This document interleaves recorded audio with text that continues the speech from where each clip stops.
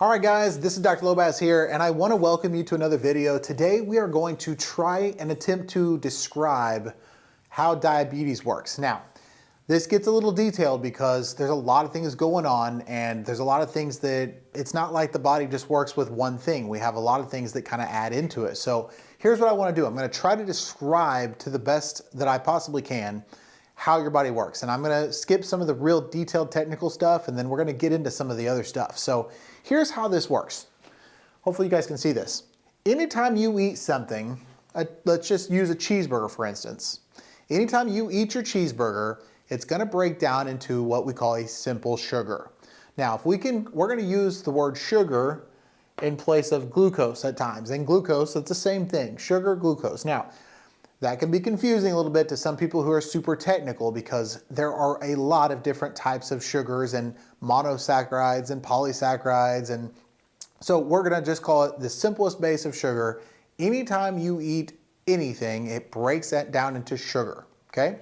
So here's the way we can talk about basically diabetes. Anytime in your bloodstream that you've seen somebody, like, let's say they do a finger prick and they want to say, what's your blood glucose or your blood sugar?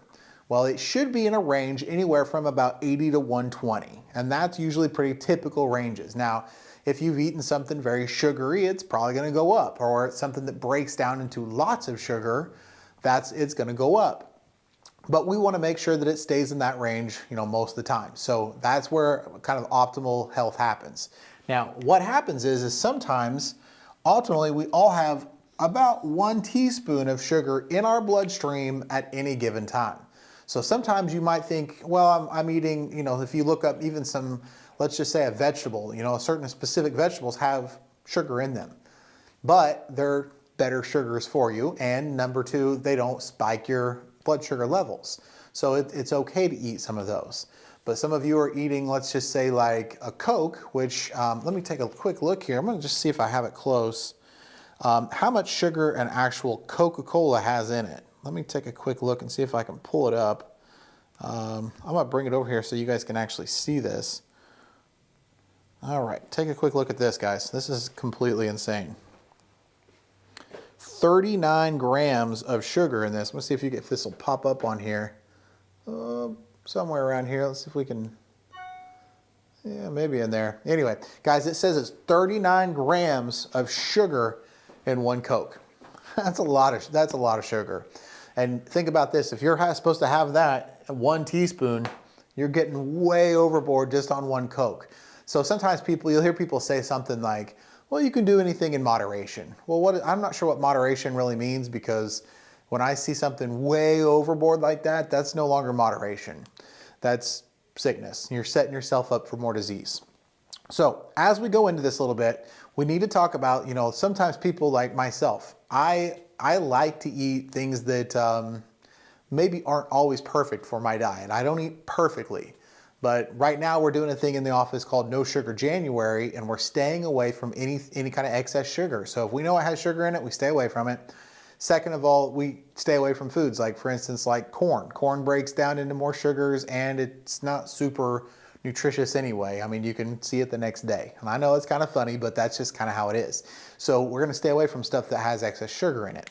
So what we're going to look at here is there are 2 different types of what we call diabetes, right? Diabetes just means sugar, love of sugar. So the first type is type 1.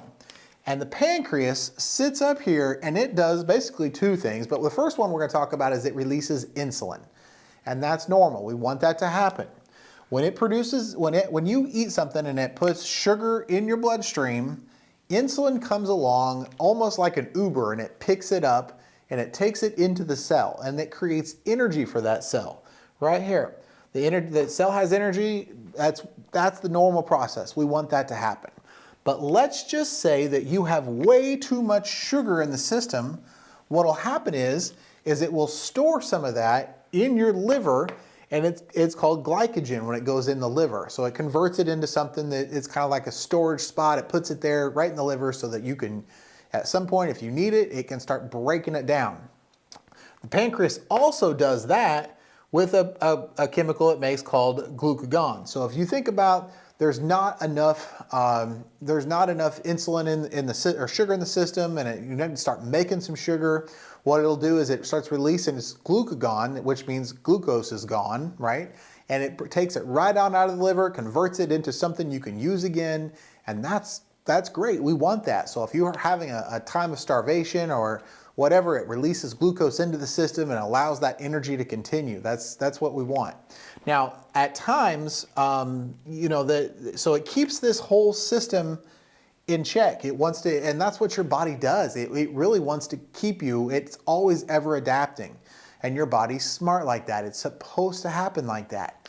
But here's what happens. Excess sugar in the system also can then be converted into fat. Once once the liver's all full, just start storing it as fat. So if you have excess weight, the number one thing I can tell you, and this is over experience, so there's a lot of different diets out there with, popular trends with ketosis and all these, I see these shirts and I think they're hilarious. They say ketones are better than glucose, and that's ridiculous. Like, let's just talk about that for just a minute, because I see this stuff and I always kind of joke with the people when I see them. I said, "You really think that's true?" And they kind of, "Well, yeah." And I'm like, "Why?" And the science is, they have no idea, first off, because a lot of them are trying to sell, and I know this is probably gonna make a lot of you mad that are trying to sell ketones. Here's the thing, that science, they've taken one little piece of science and then tried to make a product off of it. The science is like what we call checkbook science. Some scientist out there says, "Sure, I'll write a paper that says that. If you'll pay me $500,000, sure, we'll do whatever." But the problem is that ketosis is a normal thing where it changes fat into ketone bodies so that it can keep your body working. But that doesn't mean that you can drink ketones and lose fat. It doesn't work like that. Now, if you're changing your diet and you're exercising, you're doing things to kind of stimulate that process, but that's not it's completely nonsense science. It doesn't even make sense. So at the end of the day, here's what we're looking at here. Your body's supposed to work. It works in a way that keeps everything functioning right. So if you go outside on a really hot day and you start sweating, that's your body working. It's working like it should. If you have a fever, and people are real big about taking fever reducers, I think that's completely insane. Your body is heating up to kill off something and you're trying to calm it back down to prolong this problem. Let your body warm up, and your body can get pretty hot, and I understand that, and we all get worried. Oh, it's 104, 105. Their brain is burning, and it's not burning. It's fine. But here's the thing, guys. You have to be careful with these things, but at the same time, and I understand we're all worried about these, but you've got to be on top of it. You got to let the body do what it's supposed to be doing. All right, guys. So here's the thing. Here's what I want to get to. We've gone through insulin. We've gone through the pancreas. That is type 1. Type 2 is a lifestyle disease. If you're eating too much sugar, you're going to have too much sugar. If you're eating too much sugar, you're basically putting too much sugar in the bloodstream, and your body is full of it over here, so it straight up converts it to fat. That's why when you eat too much sugar, your body just stores it. And you see somebody that's overweight, they have too much sugar. Now the problem is that when you eat too much sugar, what'll happen is people they go to the doctor and they'll get their blood results and they say, well, your cholesterol's high, you need to lower your cholesterol. See, this is the problem I have with typical medical doctors and medical anything for the most part, because they look at the cholesterol and they try to lower the cholesterol right away. And that's completely insane. Cholesterol is needed for skin and cell membranes and sexual function and heart and all these things, and you can't just take cholesterol and destroy it and so that you're in good numbers. Your cholesterol basically it's released into your bloodstream whenever you have too much sticky sugar. If you're eating too much sugar, even it'll stick in the blood vessels of your arteries and basically clog them up, and it'll cause your blood pressure to rise, and all these things happen. They start getting narrowed. And so, that's one thing. Your blood pressure is going up, and they say, well, just exercise. Well, exercise will put more blood through it, and that's good.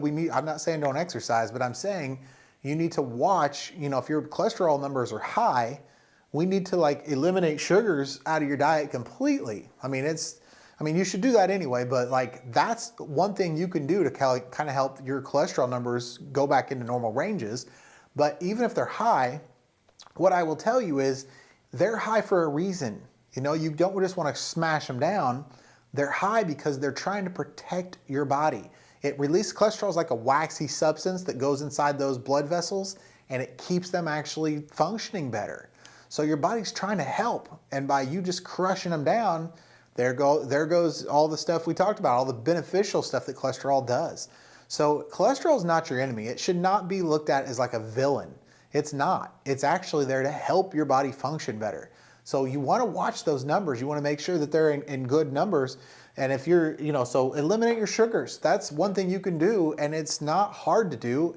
It is tough to do. It's not easy either, because I know we all have this emotional, like, I love my cheesecake and I love my, brownies, and we love all the stuff that's full of sugar. But guys, you can switch out sugars to something else that are still sweet, but it's not making your blood sugar go crazy. So it's like just a simple switch. There's monk fruit, and there's xylitol, and there's stevia, and there's other things you can actually use that won't cause your blood sugars to go nuts. So I want you guys to think about that and actually use these things, right? So let's go back so we have type 1, where we have not enough insulin being released, and type 2, that you're eating too much sugar. Now let's talk about some of the things that happen. This is type 1. We're going to go through this real quick. Pancreas isn't producing insulin.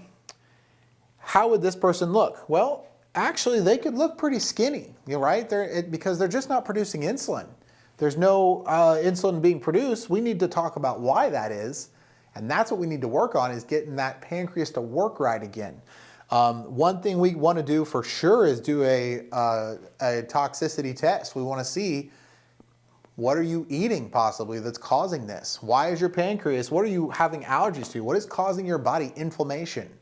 Do you have a pancreas that is full of inflammation? Why? Probably something you're allergic to. Maybe there's other reasons. But that's the number one thing I'm going to do when you come in. This person could be very skinny, but what do?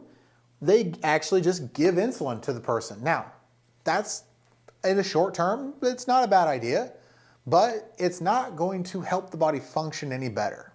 It's simply going to help that sugar get into the cell, and you're going to feel better. There's no question about that. But you're not helping the body help itself.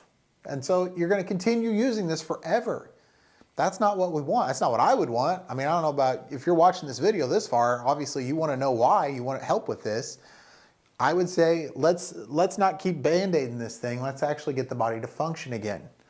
Now, part 1, this is what do medical doctors do? They give insulin. Guess what they do for part 2, type 2? They give insulin. Same thing. So you have a whole bunch of blood sugar in your system because you're eating too damn much. And what do? They give insulin to push it into the cells. I think that's immoral, unethical. I think they need to tell people, we're going to work on eliminating sugar out of your diet, because that's the problem, guys. You're eating too much sugar. Look on the labels. Look at the sugar label and say, oh my gosh, this has 36 grams of sugar in it. I probably don't need to eat this. If it doesn't say 0 sugar, then you probably don't need to be eating it, because it's full of garbage and it's causing your body to be in a bad shape. Now, I know I went over diabetes and high cholesterol in this video, but they all play together, guys. All this stuff does. If we can keep your whole body at a normal and functioning well, and that's what chiropractic is all about, is keeping this stuff healthy. So we have to talk about sugar. If I let you just eat sugar all day long and then come in and get adjusted, that's going to do some benefit to get you adjusted, yes. And I am a huge believer in getting regular adjustments. And a lot of people just go the opposite way. They just do kind of the chemistry stuff, and I don't think that's right either. Now, I have a mentor that puts these both together, and I think it's fantastic. And that's what we want to do more of. I want to educate you guys. I want you guys to understand that it's not just pieces, right? And unfortunately, medical doctors don't talk about this. Most of them anyway. They don't talk about high sugar. They just say, well, take metformin and get rid of this. It'll help with this. It'll help your diabetes. Guys, you have to do some things on your own, right? You have to get up out of the chair and go exercise. Help these vessels be able to have receptor sites that actually answer when insulin shows up, right? Because sometimes they get so clogged up and gummed up, they're not even gonna work. And we call that insulin resistance. That's not okay either. When you exercise, it helps those pathways open back up and insulin back in. So sometimes you'll have this insulin resistance because you have sugar in there and they're not even able to get in the cells. So you have to exercise. But I can give you guys this information, and that's all I can really do. You have to take it upon yourself to actually get up and use it. All right, guys, I hope you've enjoyed this video. If you have questions, please don't hesitate to ask, and I'll answer them the best I can. All right, have a fantastic day, and if you need anything, if you'd like to come into the office, don't be afraid to call us. My number is 812-476-2225, or you can find me on the web at lobaczchiropractic.com. Hope you have a great day.